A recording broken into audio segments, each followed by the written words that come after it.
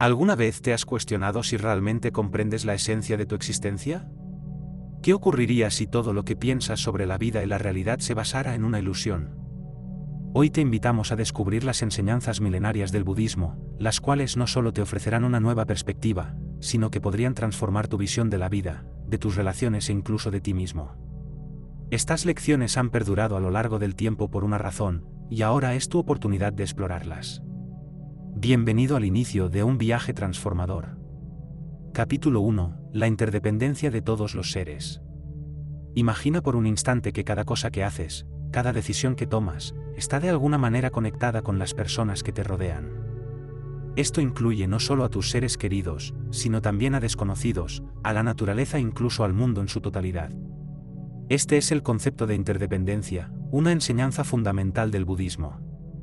Desde el momento en que te despiertas por la mañana, ya estás interactuando con el mundo. El agua que utilizas para lavarte la cara proviene de una fuente que otros han procesado para que llegue limpia a tu hogar. El desayuno que prepares fue cultivado y transportado por muchas personas. Si reflexionas un poco, podrás darte cuenta de que incluso el aire que respiras es el resultado de un delicado equilibrio en el ecosistema, en el que las plantas y los árboles desempeñan un papel esencial. Así, sin darnos cuenta, nuestras vidas están continuamente influenciadas por otros seres y fuerzas que tal vez no percibimos, pero que están presentes en cada momento. La interdependencia nos enseña que todo está vinculado, no somos entidades aisladas que funcionamos de manera independiente. Vivimos dentro de una red donde cada acción que realizamos, ya sea grande o pequeña, afecta al conjunto. Por lo tanto, esta enseñanza del budismo nos invita a ser más conscientes de nuestras acciones, de cómo actuamos y a reflexionar sobre el impacto que lo que hacemos tiene en los demás.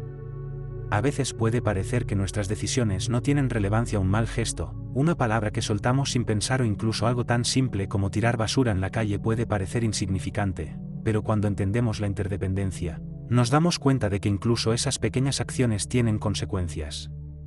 Piensa en el efecto mariposa, donde un leve cambio en un lugar puede provocar una gran transformación en otro. De igual manera, nuestros actos, pensamientos y palabras son como piedras que lanzamos a un estanque. Las ondas se expanden y eventualmente llegan a las orillas, afectando todo lo que encuentran en su camino. Pero la interdependencia no solo nos habla de responsabilidad, también nos ofrece la posibilidad de generar un impacto positivo. Si todo está conectado, entonces cada acción positiva que realices tiene el poder de influir constructivamente en los demás. Imagina que al ser amable con una persona hoy, esa persona se siente mejor y trata a otros con más amabilidad. Esa cadena de bondad puede continuar. Al final del día, muchas personas pueden haber sido tocadas por una simple acción tuya. El budismo nos enseña a tomar conciencia de esta red invisible en la que todos estamos inmersos. No se trata solo de no dañar a otros, sino de ser proactivos en crear un mundo mejor a través de nuestras elecciones diarias. Y esto puede comenzar con acciones sencillas como ofrecer una sonrisa, escuchar atentamente cuando alguien te habla o tomar decisiones que cuiden del medio ambiente. Cada pequeña acción cuenta porque está conectada a todo lo demás. Una de las prácticas que el budismo sugiere para cultivar esta conciencia es la meditación sobre la interdependencia. Durante esta meditación, se nos invita a visualizar la red de conexiones que nos rodea. Comenzamos con nosotros mismos, observando nuestras emociones, pensamientos y acciones, y luego expandimos esa visualización para incluir a nuestras familias, amigos, compañeros de trabajo y, finalmente, a todos los seres. Al hacerlo, nos damos cuenta de lo interrelacionados que estamos y de cómo nuestras vidas se entrelazan con las de los demás. En la vida moderna, es fácil olvidar estas conexiones. Vivimos sumidos en nuestras rutinas, concentrados en nuestras propias metas y problemas, y a menudo perdemos de vista el panorama más amplio. Sin embargo, si dedicamos un momento cada día para recordar que nuestras vidas están entrelazadas con muchas otras, podemos transformar nuestra forma de percibir el mundo y, por ende, la manera en que interactuamos con él. Uno de los grandes desafíos de la interdependencia es que también conlleva aceptar la responsabilidad de nuestras acciones. No siempre es sencillo ser consciente de que lo que hacemos tiene un impacto. A veces preferimos pensar que nuestras decisiones no tienen importancia o que nadie se verá afectado por ellas. Pero el budismo nos enseña a enfrentar esta verdad con valentía y compasión. Al hacerlo, empezamos a convertirnos en agentes de cambio positivo, tanto en nuestras propias vidas como en las de quienes nos rodean. Un buen ejemplo de esto lo encontramos en el concepto del karma, que está estrechamente relacionado con la interdependencia. El karma nos recuerda que nuestras acciones generan consecuencias, ya sea de forma inmediata o a largo plazo. Al ser conscientes de esta realidad, comenzamos a actuar con mayor cuidado y consideración, sabiendo que todo lo que hacemos eventualmente regresará a nosotros de alguna manera. En resumen, el principio de la interdependencia nos invita a ser más conscientes de nuestras acciones, a actuar con bondad y compasión, y a recordar que, aunque no siempre lo veamos, nuestras vidas están conectadas con las de todos los seres. Y lo más importante, nos recuerda que tenemos el poder de influir positivamente en el mundo, comenzando por nuestras decisiones más simples. Capítulo 2. La naturaleza del sufrimiento y la ilusión del yo. El sufrimiento es algo que todos experimentamos en algún momento de nuestras vidas, puede manifestarse de muchas formas, como la pérdida de un ser querido, fracaso en lograr un objetivo o incluso el sufrimiento emocional ocasionado por las pequeñas frustraciones diarias. En el budismo, el sufrimiento es un aspecto fundamental de la existencia humana, y la manera en que lo comprendemos y gestionamos puede influir en el rumbo de nuestras vidas. El Buda enseñó que el sufrimiento tiene una causa principal, el apego. Nos aferramos a las cosas, a las personas, a las ideas y a nuestras propias expectativas. Cuando estas cosas no suceden como las anticipamos o las perdemos, sentimos dolor. Este apego es, en esencia, una forma de resistencia, resistimos el cambio, queremos que las cosas permanezcan igual o intentamos aferrarnos a lo que creemos que nos hará felices. Sin embargo, la realidad es que todo cambia, todo es impermanente, y aferrarse a algo que inevitablemente cambiará solo genera más sufrimiento. Imagina que tienes un puñado de arena, si intentas apretarlo con fuerza, la arena empezará a escaparse entre tus dedos. Pero si lo sostienes con suavidad, sin intentar aferrarte, la arena se quedará en tus manos. Así es como el budismo nos guía en nuestras relaciones con el mundo, no se trata de evitar cosas o personas, sino de aprender a no aferrarnos a ellas de una manera que cause sufrimiento. En la raíz de este apego reside la ilusión del yo. Desde temprana edad, comenzamos a construir una imagen de quiénes somos, nos identificamos con nuestro cuerpo, nuestras emociones, nuestros pensamientos y nuestras experiencias, creando una identidad en torno a ello. Sin embargo, el budismo nos enseña que esta identidad es una ilusión. No hay un yo fijo o permanente, lo que llamamos yo está en constante evolución. Nuestras emociones cambian, nuestros pensamientos cambian, nuestro cuerpo cambia. No somos la misma persona hoy que éramos hace 10 años, ni lo seremos dentro de 10 años.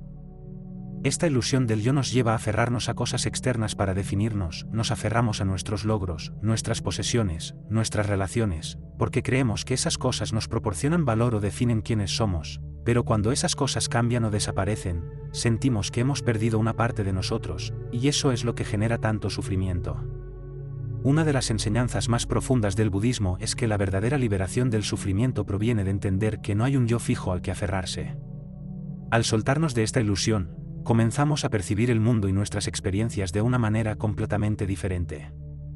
En lugar de vernos como entidades separadas, empezamos a reconocernos como parte de un todo interconectado. El sufrimiento aparece cuando nos sentimos aislados de los demás. Cuando creemos que nuestras necesidades y deseos son más relevantes que los de los demás, el concepto de no-yo o anatman en el budismo no implica que no existimos, sino que no somos independientes o separados del resto del mundo, nuestra existencia está intrínsecamente ligada a todo lo demás. Así como una ola no puede existir sin el océano, nosotros no podemos existir de manera aislada. Todo lo que somos y todo lo que experimentamos está influenciado por el entorno que nos rodea, y a su vez, nuestras acciones también impactan ese mundo. Al comprender esto, podemos comenzar a liberarnos del apego que nos causa sufrimiento. Esto no significa que debamos renunciar a nuestras relaciones o deseos, sino que podemos empezar a visualizarlos de una forma más saludable. Podemos disfrutar de las cosas y las personas sin aferrarnos a ellas, podemos aceptar el cambio y la impermanencia sin sentirnos perdidos o fracturados cuando suceden. Una de las maneras en que el budismo nos invita a explorar esta verdad es a través de la meditación. Durante la meditación, observamos nuestros pensamientos y emociones sin identificarnos con ellos, nos damos cuenta de que los pensamientos vienen y van, las emociones suben y bajan, pero nosotros no somos esas emociones o pensamientos. Al practicar esto regularmente, comenzamos a experimentar un sentido de libertad interior. Ya no estamos atrapados en el drama de nuestras mentes ni nos sentimos controlados por nuestras emociones en nuestra vida cotidiana. Podemos aplicar esta enseñanza al enfrentar dificultades o desafíos. En lugar de resistir el sufrimiento o intentar evitarlo, podemos observarlo con curiosidad y compasión. Preguntarnos de dónde proviene este sufrimiento, qué expectativas o apegos lo alimentan. Al formular estas preguntas, comenzamos a ver el sufrimiento no como un enemigo, sino como un maestro que nos muestra dónde estamos atados y que debemos soltar. Este proceso no sucede de la noche a la mañana. Desaprender patrones de apego y disolver la ilusión del yo requiere tiempo y práctica. Sin embargo, cada pequeño paso en este camino nos acerca más a una vida de paz y libertad interior. El sufrimiento no desaparece por completo, pero nuestra relación con él cambia. Ya no lo consideramos como algo que nos define o controla, sino como una parte natural de la vida que podemos aceptar y trascender. Al final, la enseñanza sobre el sufrimiento y el no yo nos invita a vivir con mayor ligereza, a soltar las cargas que nos imponemos al creer que debemos controlar todo a nuestro alrededor, y a confiar en que al soltar el control encontramos una paz más profunda. No somos nuestras posesiones, no somos nuestros pensamientos, no somos nuestras emociones, somos mucho más que eso. Al recordar esta verdad, comenzamos a experimentar una libertad interior que ningún cambio externo puede arrebatar. Capítulo 3. La práctica de la generosidad. Dar sin esperar nada a cambio. La generosidad es una virtud esencial en el budismo y no se limita a dar dinero o bienes materiales. En realidad, la generosidad es una práctica mucho más profunda que implica ofrecernos a nosotros mismos sin esperar nada a cambio. Esta enseñanza, cuando se comprende plenamente, tiene el poder de transformar nuestras relaciones con los demás y con nosotros mismos. Pero, ¿qué significa realmente ser generoso? En el sentido budista, no se trata la verdadera generosidad no se limita a entregar algo que nos sobra o que ya no utilizamos, implica permitir que alguien más reciba algo de valor que pueda favorecerlo, como tiempo, atención, compasión, sabiduría o incluso una simple sonrisa. Es un acto desinteresado de amor que nos motiva a dejar de lado nuestro mundo limitado de preocupaciones y deseos para conectarnos con el bienestar ajeno. Buda enseñó que ser generoso es una de las maneras más efectivas de purificar el corazón, ya que al dar soltamos el apego y ese deseo constante de acumular y poseer. Cada vez que ofrecemos algo, ya sea material o emocional, entrenamos nuestra mente para dejar ir y deshacernos de las cadenas del ego que nos atan al deseo. En este proceso, encontramos una libertad interior que pocas prácticas pueden proporcionar. Piensa en un momento de tu vida en el que brindaste ayuda a alguien sin esperar nada a cambio. Quizás fue cuando dedicaste tu tiempo a escuchar a un amigo o ayudaste a un desconocido en la calle. Recuerda la sensación que experimentaste. Es probable que sintieras satisfacción y una alegría interna que no provenía de la acción misma, sino del simple hecho de haber dado parte de ti para el beneficio de otro. Esta es la auténtica recompensa de la generosidad. El sentimiento de conexión y bienestar que surge cuando nos despojamos de la necesidad de recibir algo a cambio. El budismo identifica 3 tipos de generosidad: la generosidad material, que implica dar bienes físicos o dinero a quienes los necesitan.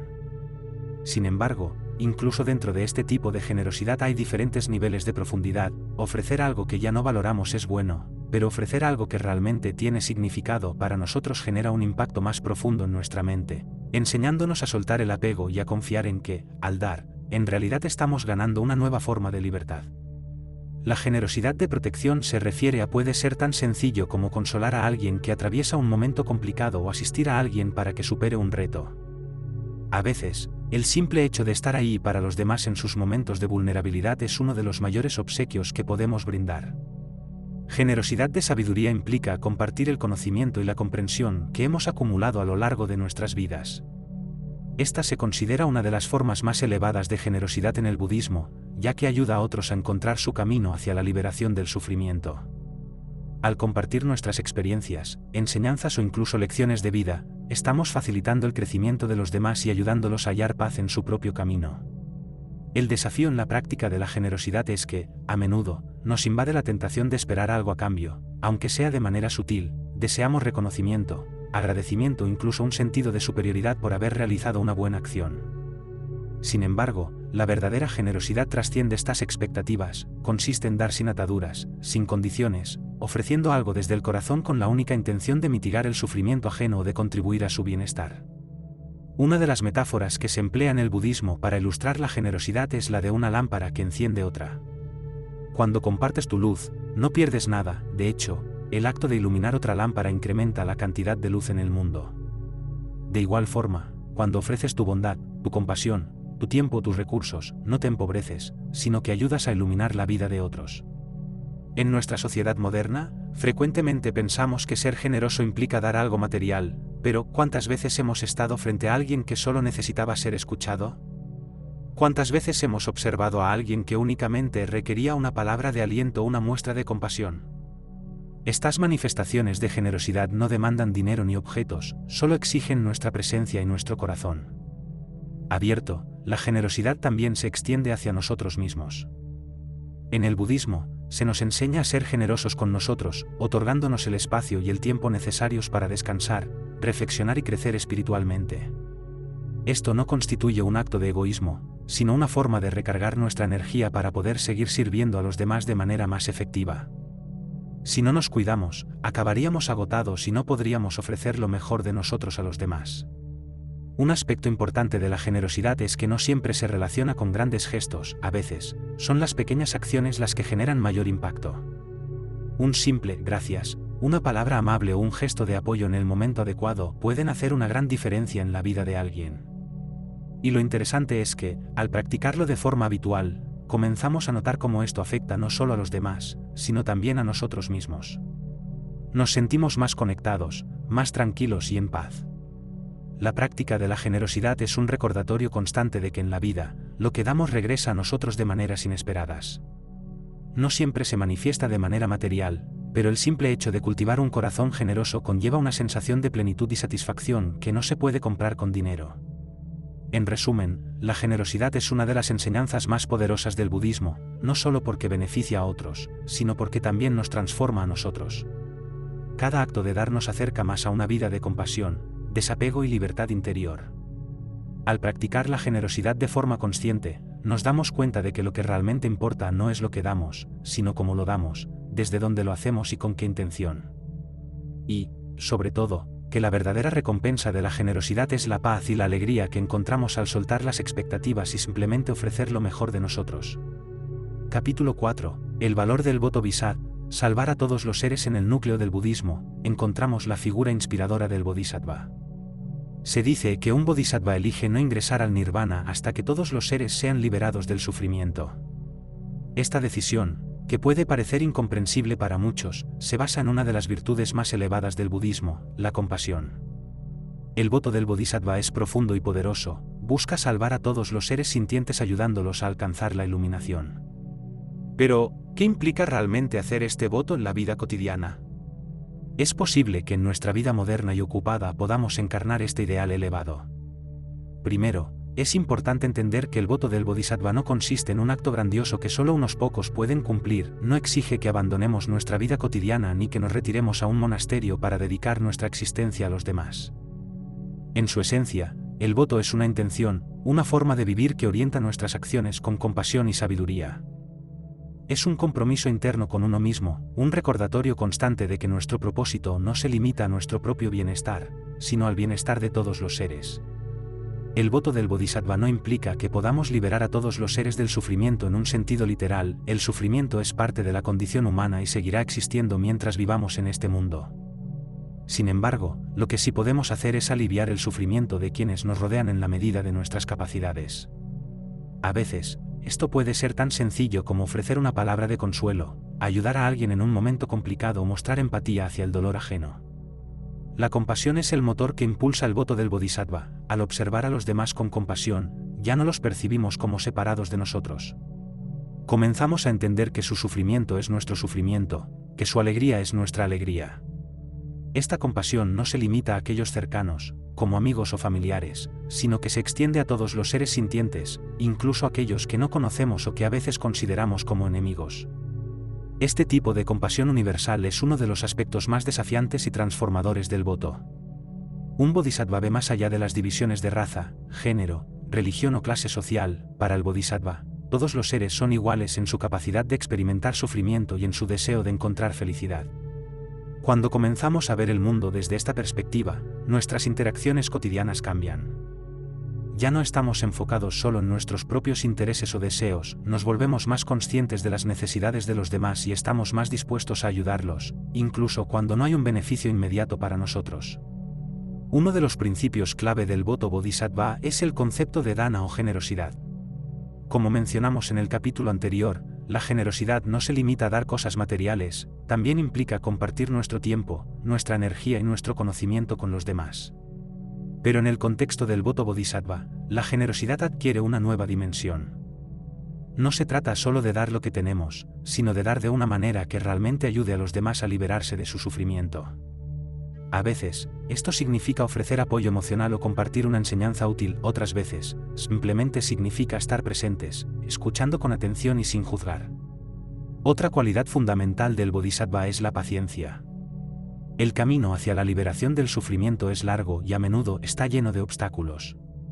Al asumir el voto bodhisattva, nos comprometemos a caminar este camino con paciencia y perseverancia, sabiendo que no podemos cambiar el mundo de la noche a la mañana. La paciencia nos permite seguir ayudando incluso cuando los resultados no son inmediatos o cuando enfrentamos resistencia. Nos enseña a aceptar que cada persona tiene su propio ritmo y que no podemos forzar a nadie a cambiar o a encontrar la paz. Lo único que podemos hacer es estar ahí, ofreciendo nuestra asistencia cuando se nos permita y tener la confianza de que nuestras acciones tendrán un efecto, aunque no sea evidente al principio. Una de las enseñanzas más bellas del budismo es que el camino del bodhisattva no es un sacrificio, sino una manifestación de amor. Aunque renunciamos a nuestra propia entrada en el nirvana hasta que todos los seres sean liberados, no lo hacemos con amargura ni resentimiento. Por el contrario, el bodhisattva encuentra una profunda alegría en ayudar a los demás, aliviando el sufrimiento de los otros. Descubrimos un propósito mayor que nosotros mismos. Cada pequeño acto de compasión nos aproxima más a nuestra propia liberación, ya que nos libera del ego y del apego a nuestros deseos personales. El voto bodhisattva también nos enseña a ser resilientes. A lo largo de la vida, nos encontraremos con momentos difíciles en los que ayudar a otros parecerá complicado o incluso imposible. Puede haber personas que rechacen nuestra ayuda o situaciones en las que no sepamos cómo aliviar el sufrimiento. En esos momentos, el bodhisattva no se desanima. En vez de rendirse, continúa avanzando, confiando en que incluso los esfuerzos más pequeños pueden marcar la diferencia. Esta resiliencia se basa en la comprensión de que el camino hacia la liberación es largo y que cada paso, por pequeño que sea, es significativo. En la vida del bodhisattva, llegará un momento en que nuestra mente y nuestro corazón pueden agotarse, y no seremos capaces de ofrecer nuestra ayuda de manera efectiva. Por lo tanto, el bodhisattva sigue practicando la meditación, la introspección y otras disciplinas que le permiten mantenerse fuerte y centrado. El voto bodhisattva no es solo una promesa hacia los demás, sino también hacia nosotros mismos. Nos comprometemos a crecer, aprender y seguir cultivando las cualidades que nos posibilitarán ser una fuente de luz en el mundo. Es un recordatorio constante de que, aunque la liberación completa pueda estar lejana, cada acto de compasión y amor nos acerca un poco más. En resumen, el voto bodhisattva es mucho más que un mero ideal, es una práctica que podemos incorporar a nuestra vida cotidiana aquí y ahora. No se trata de alcanzar la perfección o de salvar a todos, sino de hacer lo mejor que podamos en cada instante, recordando que cada pequeño acto de bondad ayuda a mitigar el sufrimiento en el mundo. Al vivir con esta intención, nos transformamos en una fuente de esperanza, compasión y luz, no solo para los demás, sino también para nosotros mismos. Capítulo 5. La muerte y la transitoriedad. ¿Cómo aceptar la mortalidad? La muerte es uno de los grandes misterios de la vida, un asunto que frecuentemente evitamos o tememos, pero que es una parte inevitable de nuestra existencia. En muchas culturas, la muerte se considera el final definitivo, una barrera inamovible que suscita miedo e incertidumbre. Sin embargo, en el budismo, la muerte se percibe de manera distinta, no como un final, sino como una transición natural, un cambio más en el ciclo constante de la vida. Desde esta perspectiva budista, la muerte y la transitoriedad están profundamente conectadas a la esencia misma de la existencia. Todo en la vida está en constante transformación, nada es permanente, ni nuestros cuerpos, ni nuestras posesiones, ni nuestras emociones. Todo lo que nace eventualmente muere. Este principio, conocido como anicca o impermanencia, es una de las verdades más fundamentales del budismo. Y aunque al principio pueda parecer desalentador, la aceptación de la impermanencia es, en realidad, una fuente de liberación y profunda paz. Pero, ¿cómo aceptar la muerte en una cultura que tiende a negarla, a evitarla o a tratarla como un tabú? El budismo nos enseña que aceptar la muerte es también aceptar la vida. La vida y la muerte son dos caras de la misma moneda, y entender esto nos permite vivir con más libertad y menos miedo. Reconociendo que todo lo que experimentamos es pasajero, podemos aprender a desapegarnos del sufrimiento que surge al intentar aferrarnos a lo que no puede durar. Imagínate por un momento que vives tu vida como si cada día fuera el último. ¿Cómo variarían tus prioridades? ¿Continuarías invirtiendo tanto tiempo en preocupaciones sin importancia o en rencores? La aceptación de la muerte nos enseña a valorar cada momento y a vivir con mayor profundidad, comprendiendo que nada es seguro ni eterno. Cada interacción con nuestros seres queridos, cada pequeño placer y cada desafío se transforma en algo significativo, ya que somos conscientes de que no durará para siempre. Este es uno de los regalos más significativos que nos brinda la aceptación de la transitoriedad, la habilidad de disfrutar plenamente del presente. Uno de los textos más reconocidos del budismo tibetano es el Bardo Thodol, también conocido como el Libro Tibetano de los Muertos. Este libro proporciona una guía sobre lo que acontece tras la muerte, pero también sirve como recordatorio de cómo deberíamos vivir nuestras vidas. En lugar de temer a la muerte, el texto nos impulsa a verla como una oportunidad para el renacimiento, una etapa de transición en el viaje del alma. La muerte no es un final, sino el inicio de algo nuevo, un eslabón más en el ciclo interminable de vida, muerte y renacimiento. También denominado Semare, el budismo nos invita a prepararnos para la muerte no como un evento trágico, sino como una oportunidad para trascender el sufrimiento. A lo largo de nuestra vida, cultivamos virtudes como la compasión, la sabiduría y la generosidad. Estos hábitos y prácticas nos permiten llevar una existencia significativa, y cuando llegue el momento de nuestra muerte, llevamos con nosotros el fruto de esas virtudes. El proceso de morir se convierte en una transición más apacible cuando hemos vivido de manera consciente, sin apego excesivo a lo efímero. Una práctica budista fundamental que nos asiste en la aceptación de la muerte es la meditación en la impermanencia. Durante esta meditación, se nos invita a contemplar la naturaleza transitoria de todas las cosas, incluyendo nuestras propias vidas. Nos recordamos que todo lo que poseemos, todo lo que creemos que algún día desapareceremos. Aunque esto puede ser inquietante al principio, con el tiempo, esta reflexión nos ayuda a desprendernos del miedo y del apego hacia la vida material. Un aspecto relevante de la enseñanza budista sobre la muerte es que, al aceptarla, también podemos aceptar las pérdidas que inevitablemente enfrentamos a lo largo de nuestras vidas. Todos hemos perdido seres queridos, amistades, trabajos o sueños que alguna vez significaron mucho para nosotros. Cuando entendemos la naturaleza transitoria de todo, estas pérdidas, aunque dolorosas, no nos destruyen por completo. Aprendemos a verlas como parte del ciclo natural de la vida. Aceptamos que todo lo que entra en nuestras vidas eventualmente también saldrá de ellas. Sin embargo, aceptar la muerte no significa ser indiferente o insensible, al contrario, nos permite valorar la vida de una manera más plena. Cuando sabemos que el tiempo es limitado, no lo desperdiciamos en preocupaciones innecesarias o conflictos sin sentido.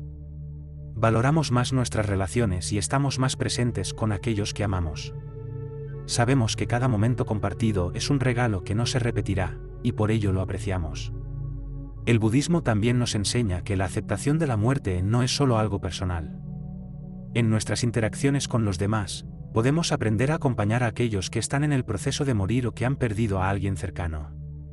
La compasión hacia los demás en momentos de vulnerabilidad es una expresión profunda del camino budista. Reconocer que la muerte es parte de la vida nos permite ser más presentes y ofrecer consuelo sin temor, sabiendo que este ciclo es natural y que todos, en algún momento, lo enfrentaremos. El miedo a la muerte es una de las emociones más profundas que experimentamos, nos hace sentir inseguros, nos lleva a resistir el envejecimiento y nos impulsa a aferrarnos a la juventud, las posesiones y las relaciones. Pero el budismo nos recuerda que este miedo surge principalmente del apego a una identidad fija y a la creencia de que somos nuestro cuerpo, nuestras experiencias o nuestras emociones. Al practicar el desapego, comenzamos a comprender que lo que somos trasciende lo físico y no se extingue con la muerte. El concepto de No-Yo Atman está profundamente relacionado con esta comprensión. No somos entidades fijas o permanentes, sino que nuestra identidad está en constante transformación, al igual que el universo que nos rodea.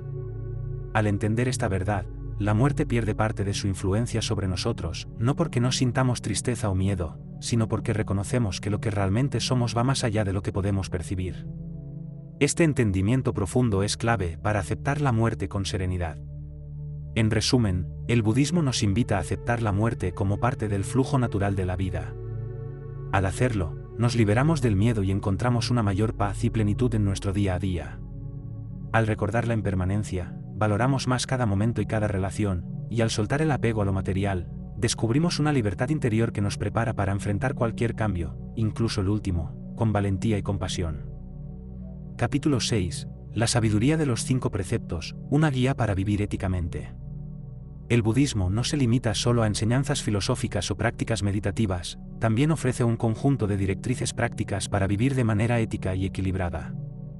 Los 5 preceptos son enseñanzas fundamentales del Buda, diseñadas para ayudarnos a vivir de forma que reduzca el sufrimiento y cultive la paz, tanto para nosotros como para quienes nos rodean.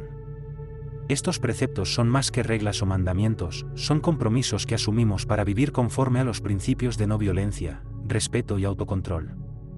Constituyen una guía para orientar nuestras acciones diarias hacia una vida más armoniosa y conectada con los. Cada precepto funciona como una guía que nos lleva hacia una existencia más consciente y respetuosa. Al seguir estos principios, no solo disminuimos el sufrimiento que causamos, sino que también encontramos mayor claridad y paz interna. Los 5 preceptos son: no matar, respeto por toda vida. El primer precepto es quizás uno de los más relevantes y reconocidos: no causar daño a ningún ser vivo. Esto abarca a personas, animales e incluso insectos. El principio de Ahimsa, o no violencia, nos llama a honrar la vida en sus diversas manifestaciones. Este precepto nos invita a cultivar la compasión y el respeto por todas las criaturas, reconociendo que todos los seres buscan vivir y evitar el sufrimiento. En la vida contemporánea, esto puede resultar complicado, no siempre logramos esquivar el daño hacia otros seres, incluso en situaciones diarias como caminar por la calle o consumir alimentos que han sido cultivados. Sin embargo, el precepto nos recuerda que debemos esforzarnos por reducir el daño. Esto no se limita a evitar la violencia física, sino que también abarca la violencia en nuestras palabras y pensamientos. ¿Cuántas veces, sin querer, lastimamos a otros con palabras dolorosas o acciones impulsivas? Practicar este precepto es un recordatorio constante de vivir con conciencia y amabilidad para disminuir el sufrimiento tanto como sea posible. No tomar lo que no se ha dado, honestidad y respeto por los bienes ajenos. El segundo precepto simboliza un compromiso con la honestidad y el respeto por la propiedad de los demás. Esto implica no robar ni tomar lo que no nos pertenece, pero este principio va más allá de la esencia de no robar. También nos invita a reflexionar sobre cómo nuestras acciones pueden despojar a otros de lo que necesitan, por ejemplo, en el uso de nuestros recursos. ¿Somos generosos o tacaños con lo que poseemos? Vivir según este precepto no solo significa abstenerse de tomar lo que no es nuestro, sino también aprender a ser generosos con lo que tenemos. Nos invita a apreciar la confianza que otros depositan en nosotros y a no abusar de ella, en lugar de buscar acumular. Este precepto nos motiva a vivir de forma sencilla y a compartir con los demás, creando un entorno más justo y equitativo. El precepto sobre la responsabilidad y el respeto en las relaciones se centra en nuestra conducta sexual. No solo se trata de evitar la infidelidad o relaciones inapropiadas, sino también de actuar con integridad y respeto hacia los demás en todas nuestras interacciones íntimas. La conducta sexual inapropiada puede provocar un gran sufrimiento, destruyendo relaciones, confianza y ocasionando dolor emocional. Practicar este precepto implica ser honestos con nosotros mismos y con los demás, respetando los límites de las relaciones y evitando acciones que puedan herir o aprovecharse de otra persona. También incluye la conciencia del poder de nuestras palabras y acciones en el ámbito sexual y cómo podemos utilizarlas para construir relaciones basadas en el respeto mutuo, el cariño y la honestidad. El cuarto precepto se refiere a la veracidad y la integridad en nuestro discurso. Esto implica no solo no mentir, sino también evitar los chismes, las palabras hirientes y el lenguaje manipulador. Las palabras tienen un poder inmenso, pueden crear o destruir, sanar o herir. Este precepto nos anima a emplear nuestras palabras de manera constructiva y a ser conscientes del impacto que tienen en los demás. La práctica de hablar con atención nos enseña a pensar antes de expresarnos, preguntándonos si lo que vamos a decir es cierto, necesario y amable. Al hacer estas reflexiones, aprendemos a comunicarnos de manera más consciente y amorosa, evitando el uso de palabras que puedan causar daño. Además, nos invita a escuchar con empatía y a valorar el silencio cuando sea apropiado, reconociendo que a veces no decir nada es la mejor forma de mostrar respeto hacia los demás. No intoxicarse con sustancias que nublen la mente enfatiza la importancia de la claridad y el autocontrol. El último precepto nos invita a evitar el uso de sustancias que alteren nuestra mente y nos lleven a actuar de forma irresponsable o dañina. Esto abarca no solo las drogas y el alcohol, sino cualquier cosa que impida que pensemos con claridad y que disminuya nuestra capacidad para tomar decisiones conscientes. Cuando nos intoxicamos, perdemos la facultad de ver con claridad y de hacer elecciones bien fundamentadas, lo que frecuentemente resulta en sufrimiento tanto para nosotros como para aquellos a nuestro alrededor. Practicar este precepto consiste en cuidar de nuestra mente y cuerpo, manteniéndolos en un estado que nos permita proceder de manera ética y consciente. Una mente clara es un recurso valioso en el camino espiritual, y este precepto nos recuerda la importancia de protegerla y evitar dañarla con comportamientos impulsivos o destructivos. Estos 5 preceptos no son reglas estrictas, sino compromisos que decidimos asumir para vivir de manera más consciente y ética. No se espera que seamos perfectos al seguirlos, pero al esforzarnos por ponerlos en práctica, comenzamos a construir una vida más tranquila no solo para nosotros, sino también para quienes nos rodean. En el budismo, no se trata de ser sancionado por no cumplir con estos preceptos, sino de reconocer cómo nuestras acciones tienen consecuencias y aprender de nuestros errores. Al seguir los 5 preceptos, no solo cultivamos una vida ética, sino que también desarrollamos una mayor claridad mental, paz interior y relaciones más saludables con los demás. Al reducir el sufrimiento que causamos, también disminuimos nuestro propio sufrimiento y establecemos una base sólida para avanzar en nuestro camino espiritual. Uno de los grandes beneficios de vivir de acuerdo con estos preceptos es que comenzamos a sentir una mayor confianza en nosotros mismos, sabiendo que estamos actuando de manera ética, lo que nos permite caminar por la vida con la frente en alto sin temor a las repercusiones de nuestras acciones. Esta integridad y coherencia entre lo que pensamos, decimos y hacemos nos brinda una estabilidad interna que es complicado encontrar de otra forma. En resumen, los 5 preceptos son una guía práctica para vivir de manera ética y consciente, minimizando el sufrimiento en nuestras vidas y en las de los demás. No se trata de ser perfectos, sino de tener la intención y el esfuerzo continuo por actuar con respeto, compasión y claridad. Al comprometernos con estos principios, comenzamos a transformar nuestra vida y la de quienes nos rodean, creando una existencia más pacífica y significativa. Capítulo 7. El despertar de la conciencia a través de la meditación Zen. La meditación Zen, conocida como Zazen en japonés, es una de las prácticas fundamentales del budismo. Es mucho más que una simple técnica para relajarse o calmar la mente, es una herramienta poderosa que nos ayuda a despertar la verdadera naturaleza de nuestra conciencia. A través de esta práctica, podemos ver la realidad con claridad, tal como es, sin las distracciones de nuestros pensamientos o emociones. Pero, ¿qué significa realmente meditar en el contexto del Zen y cómo puede transformar nuestra vida? Para empezar, Zazen se traduce literalmente como meditación sentada, pero no se trata solo de estar en silencio, esta práctica nos invita a estar completamente presentes en cada momento. Nos ayuda a observar cómo nuestra mente salta constantemente de un pensamiento a otro, cómo nos aferramos a nuestras emociones o juicios, y cómo esto nos impide ver la verdadera naturaleza de las cosas. El primer paso en Zazen es la postura, debemos sentarnos con la espalda recta, las piernas cruzadas o en una posición cómoda, con las manos en el regazo y los ojos entreabiertos. Aunque puede parecer simple, la postura en sí misma es un aspecto fundamental de la práctica. Mantener el cuerpo estable y equilibrado ayuda a estabilizar también la mente. Cada vez que nos sentamos en meditación, estamos desarrollando una disciplina tanto física como mental que nos enseña a ser constantes y a abordar nuestras inquietudes con tranquilidad. Una vez que hemos adoptado la postura adecuada, el siguiente paso del Zazen es enfocarnos en la respiración. La respiración en la meditación Zen no se manipula ni se controla, simplemente se observa. Al prestar atención a nuestra respiración natural, comenzamos a calmar la mente y a concentrarnos en el presente. Frecuentemente, nuestros pensamientos tienden a divagar hacia el pasado o el futuro, pero al centrarnos en la respiración, regresamos al momento presente. Sin embargo, la meditación Zen va más allá de solo enfocarse en la respiración. A medida que profundizamos en la práctica, comenzamos a observar nuestros pensamientos sin identificarnos con ellos. En lugar de quedar atrapados en el drama de nuestra mente, simplemente notamos cómo los pensamientos surgen y desaparecen como nubes que atraviesan el cielo. No intentamos detenerlos ni juzgarlos, solo los observamos con curiosidad y desapego. Uno de los objetivos más profundos del Zazen es el despertar de la conciencia. Este término se refiere a una experiencia de la realidad, a una percepción clara de la verdadera naturaleza de nuestra existencia. En el Zen se enseña que todos poseemos esta naturaleza búdica dentro de nosotros, aunque esté oculta tras capas de pensamientos, emociones y deseos que constantemente nos distraen. A través de la meditación, podemos despejar esas capas y experimentar, aunque sea por un instante, una profunda conexión con todo lo que nos rodea.